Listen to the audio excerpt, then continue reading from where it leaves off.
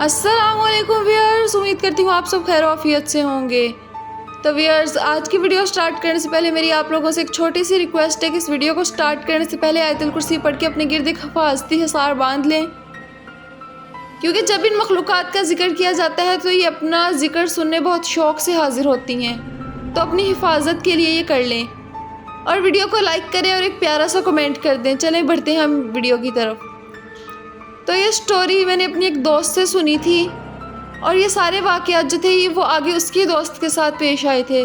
Story कुछ यूँ है कि ये बताती है कि वो पढ़ने में बहुत ज़्यादा लायक थी और अपने ख़ानदान में सबसे ज़्यादा खूबसूरत थी। अपनी कज़न्स में से सबसे ज़्यादा घर के कामों में महारत भी उसे ही हासिल थी। तो बाकी सारी कज़नें ज़रा उसे हसद करती थी, लेकिन कुछ कज़न्स के साथ उसकी बहुत अच्छी बनती थी। उसका नाम आयशा था।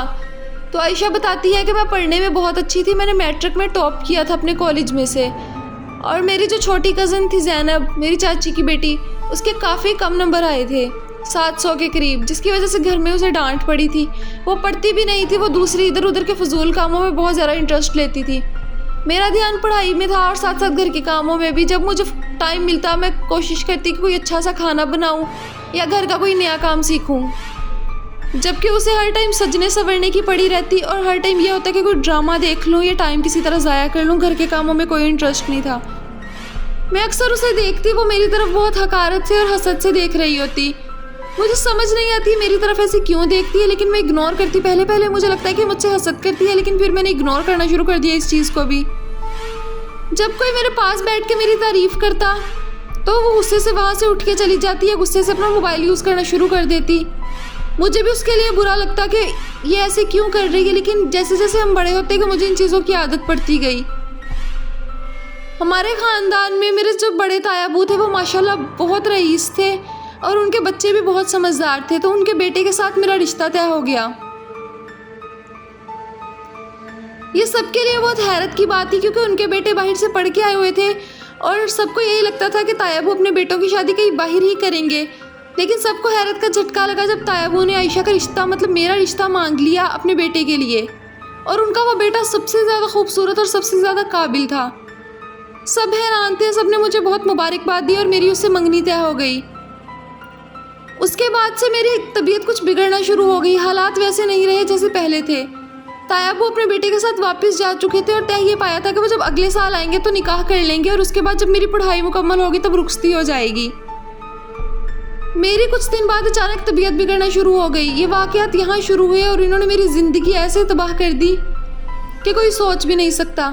मुझे रात को अक्सर डरावने ख्वाब आने लगे। एक दिन मैं ख्वाब देख रही हूँ कि जब मैं उठी हूँ तो मैं एक कब्र के अंदर बंद हूँ। मैं चीख रही हूँ, चिल्ला रही हूँ कि कोई कब्र का ढक्कन खोलो, मुझे निकालो, मैं अंदर जिंदा हूँ। लेकिन कोई नहीं खोल रहा। मैं सिर्फ चीख चिल्ला रही हूँ और मैं कुछ नहीं कर सकती। मैं वहाँ पर लेट गई। 15-20 मिनट बाद कब्र का ढक्कन खोला और किसी ने मेरे पास आकर कहा कि तुम खुद ही मर जाओ इससे पहले कि हम अपना हुक्म पूरा करें और तुम्हें मारें। मैं भागी और जाके मामा को सारा कुछ बताया। मामा भी परेशान हो गई और उन्होंने मुझे अपने पास सुला लिया। अब मेरी तबीयत ख़राब रहना शुरू हो गई थी। हर टाइम जिस्म में दर्द, ऐसे जैसे कोई सुइयाँ चबो रहा हो, कभी टांगों में, कभी बाजू में, हर टाइम दर्द रहता था। और ये कैफियत ऐसी कि मेरे सर के बाल भी झड़ना शुरू हो गए। अभी कि ना मैंने कोई नई चीज़ बालों पे इस्तेमाल की, ना कुछ और, ना कोई शैम्पू बदला। बाल इतने ज़्यादा झड़ना शुरू हो गए कि मैं बालों को हाथ लगाने से पहले डरती थी। अभी के मेरे बाल बहुत हसीन थे, काले घने लंबे बाल थे मेरे। और अब मेरे बाल इतने ख़राब होना शुरू हो गए थे। मैं जब रात को सोती तो मुझे कोई चीज़ डराती। जब मेरी आँख खुलती तो मुझे लगता कि कमरे की छत के ऊपर कोई चल रहा हो और ये मंजर मेरे लिए बहुत खौफनाक होता। मैं शीशे में देखती तो ऐसा लगता कि जैसे मेरी आंखें खुद ब खुद बदलना शुरू हो गई हों और देखते ही देखते मेरा चेहरा इतना खौफनाक हो जाता, बिल्कुल पुराना और बुसीदा, जैसे कब्र से किसी ने मुर्दा निकाल के रखा हुआ हो। मैं अपना चेहरा शीशे में देखने से डरने लग गई थी। एक दफ़ा ऐसा हुआ कि मैं वॉशरूम गई। अब मैं वॉशरूम की कुंडी नहीं लगाती थी जब ये वाक़यात स्टार्ट हुए थे। मामा साथ के कमरे में ही बैठी थी। मैं वॉशरूम से जब बाहर आने लगी तो वॉशरूम का दरवाज़ा खुद ब खुद बंद हो गया और थोड़ी देर में लाइट भी बंद हो गई। मैं इतना चीखी चिल्लाई, दरवाज़ा भी खटखटाया, लेकिन किसी ने दरवाज़ा ना खोला। थोड़ी देर में मेरा जिस्म से बेजान हो गया और मैं वहीं पर टेक लगा के बैठ गई। दरवाज़ा खुद ब खुद खुला। मैं भागी गई, रो रो कर मम्मा को सारा कुछ बताया। मामा परेशान हुई और कहने लगी, मुझे लगा तुम तो सो गई हो।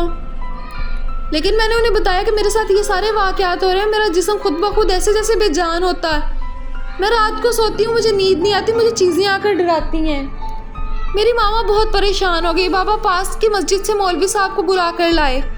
मौलवी साहब ने आकर जब कमरे की तलाशी ली तो कमरे से 2 तावीज़ निकले, एक मेरे ड्रेसिंग की साइड में से और एक मेरे वॉशरूम के अंदर से। मैं यहाँ पर यह भी बताती चलूँ कि मैं 3 भाइयों की इकलौती बहन थी। मेरे वालिदैन ये सारी चीज़ें देखकर बहुत हैरान रह गए। मौलवी साहब ने अपना हिसाब लगाकर बताया कि ये तावीज़ बंदिश के करवाए गए हैं और इस हद तक बुरे करवाए गए हैं कि इन तावीज़ों पर वाज़िया तौर पर लिखा हुआ है, आप खुद देख लें, कि ये मर जाए।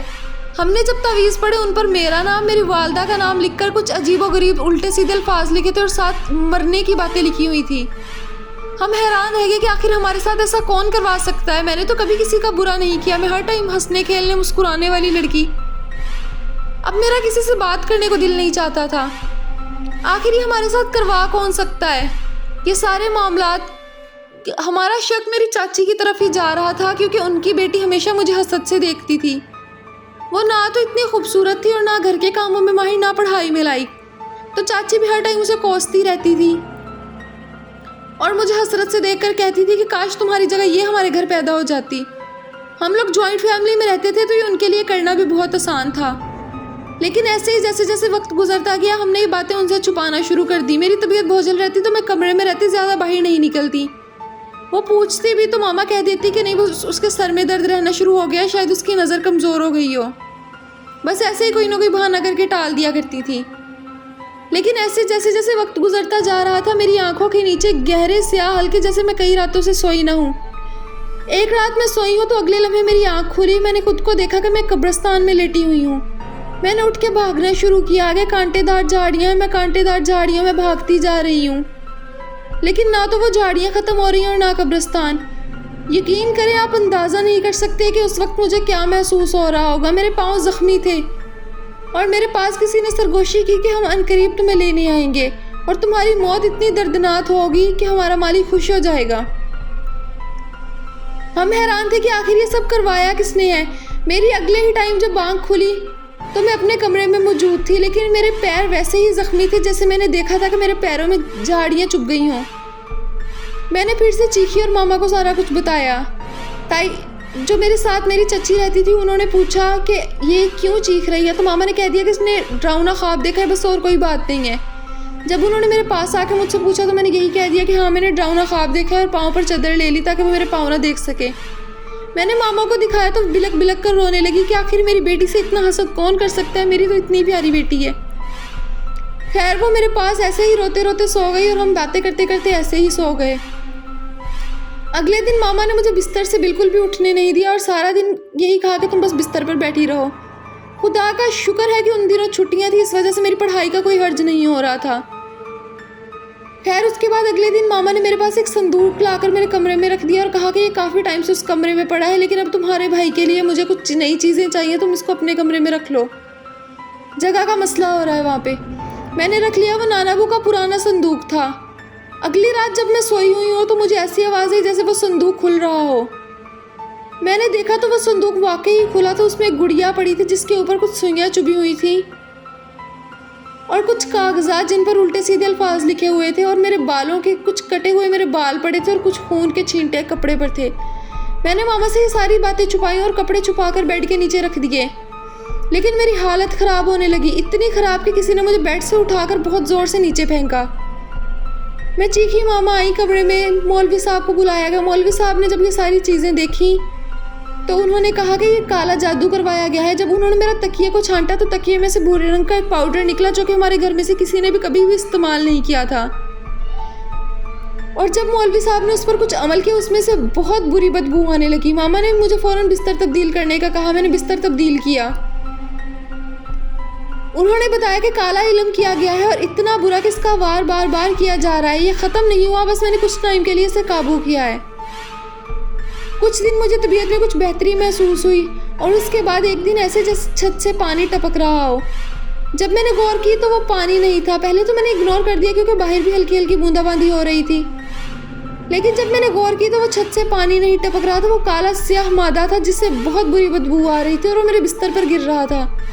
मैं फिर से गई और मामा बाबा के कमरे में जाकर सो गई। बाबा पास सोफे पर सो गए और मैं मामा के साथ सो गई। ये वाक़यात ऐसे ही दिन ब दिन चलते जा रहे थे। हमने मौलवी साहब से अमल करवाया। मौलवी साहब ने कहा ये मेरे बस से बाहर की बात है, आप लोग पीर साहब के पास जाएं। वैसे तो हम इन पीरों फकीरों पर यकीन नहीं रखते, लेकिन अब हमारी मजबूरी थी, हम गए। लेकिन कहते हैं ना कि हर पीर फकीर जाली नहीं होता, वो बहुत अच्छे इखलाक के इंसान थे। बजाय इसके कि वो हमें कुछ तावीज़ दें, कुछ अमल दें, उन्होंने मुझे मेरे कुरान पाक से कुछ आयतें नोट करवा दी कि ये तुमने रोज़ पढ़ा करनी है, और सूरत बकरा की आखिरी 2 आयत के बारे में बताया, उनकी मुझे फजीलत बताई। मैं बहुत खुश हुई कि इन्होंने मुझे कोई तावीज़ नहीं दिया, कोई कुछ नहीं दिया। ये कितने अच्छे हैं, मुझे कुरान पाक से ही सब चीज़ों का हल बता रहे हैं। मैंने वही करना शुरू कर दिया। कुछ दिन बाद मेरी तबीयत बहुत और बेहतर होने लग गई। इसके बाद मैं यहाँ पर यह भी बताती चलूँ कि वो हमारे घर भी आए थे। उन्होंने मेरा कमरा अच्छे से छांटा और जहाँ जहाँ तावीज़ पड़े हुए थे उन्होंने सारे निकाल दिए। अब मेरी तबीयत बेहतर होने लगी, मेरे बाल भी पहले से बेहतर होने लगे, मेरी आंखों के हल्के भी ख़त्म होने लगे, क्योंकि अब मैं प्रॉपर सोती थी। रात को मुझे कोई चीज़ तंग नहीं करती थी। हाँ, अगर कभी ख्वाब आ जाते तो वो एक अलग बात थी। उन्होंने हमें यह भी कहा कि चंद दिनों में तुम्हारे सामने आ जाएगा वो इंसान जिसने ये सब कुछ किया है। तो हुआ कुछ यूँ कि जो हमने शक किया था वो बिल्कुल गलत निकला। एक दिन मैं घर आई तो मैंने देखा मेरी पुप्पो और उनकी बेटी पहले ही सामने बैठी हैं। मेरी पुप्पो की बेटी की भी मंगनी हो चुकी थी और वो मेरी बहुत अच्छी दोस्त थी। बचपन से हम बहनों की तरह बड़े हुए थे। उसके मुंह से बातें करते करते अचानक निकल गया कि हमने तो सिर्फ नजर बद का तावीज़ करवाया था, ये तो तुम्हारे साथ कुछ ज़्यादा ही सीरियस हो गया। मामा ने कहा कि तुमने क्या कहा, ज़रा बोलो। पुप्पो से पूछा तो उनकी नज़रें शर्म से झुक गईं। और उसके बाद उनकी बेटी ने सारी बातें रोते रोते आहिस्ता आहिस्ता खुद ही बता दी। बस उसके बाद हमने उनसे फासला रखना शुरू कर दिया, कह दें कि तकरीबन ताल्लुक़ ख़त्म ही कर दिया। पहले जैसे हम उनके घर चीज़ें भिजवाते थे, हम कपड़े शेयर करके पहन लेते, अब ऐसा कुछ भी नहीं था। उनका तकरीबन हमारे घर अब आना मना ही था। हम कहते थे कि हमारे घर ना हो, अगर तुम लोगों ने आना फिर हम ये मकान छोड़कर चले जाते हैं, क्योंकि मज़ीद मुसीबतें अब हम लोग नहीं चाहते थे। मुझ में मज़ीद हिम्मत नहीं थी, अब मैं मरने के करीब थी, ऐसा मेरा जिस्म बेजान हो चुका था। शुक्र है खुदा का कि मेरी सेहत दिन ब दिन बेहतर हो रही है। लेकिन उसके बाद हुआ कुछ यूँ कि आमना की मंगनी भी टूट गई और उसकी तबीयत भी वैसे ही ख़राब रहने लगी जैसे मेरी रह रही थी। मैं नहीं जानती कभी मेरे दिल से उसके लिए बद्दुआ निकली हो तो कभी अनजाने में निकली हो, क्योंकि मैं नहीं जानती थी कि वो सारे अमल ये करवा रही है। लेकिन खैर जो भी हुआ बहुत बुरा हुआ। मैं खुदा से दुआ करती हूँ कि मुझे सेहत याब कर दे और उन लोगों को हिदायत अता कर दे जिन्होंने मेरे साथ ये सारा कुछ किया। इसीलिए अल्लाह ताला ने सूरत फलक में ये बात इरशाद फरमाई है कि पनाह मांगो उन औरतों से जो गिरहे बांध कर फूंके मारती हैं। बस उस आमना के हसद और जलन की वजह से मैंने जो चीज़ें बर्दाश्त की वो सिर्फ मेरा खुदा जानता है। उसको हसद इस चीज़ का था कि मैं खूबसूरत तो थी ही थी, लेकिन वो भी चाहती थी कि उसके मामू के घर, मतलब मेरे ताया के घर उसकी मंगनी हो जाए। उनके उसी बेटे को वो बचपन से पसंद करती थी, लेकिन ये मेरा नसीब था। इसमें मेरा कोई कसूर नहीं था, ना मेरा कोई हाथ था। तायाबू ने बस मेरी काबिलियत देखकर मेरा रिश्ता मांग लिया और अल्हम्दुलिल्लाह अब 2 माह बचे हैं कि मेरा ज़ावियार से निकाह हो जाएगा। बस आप सब मेरे लिए दुआ कीजिएगा।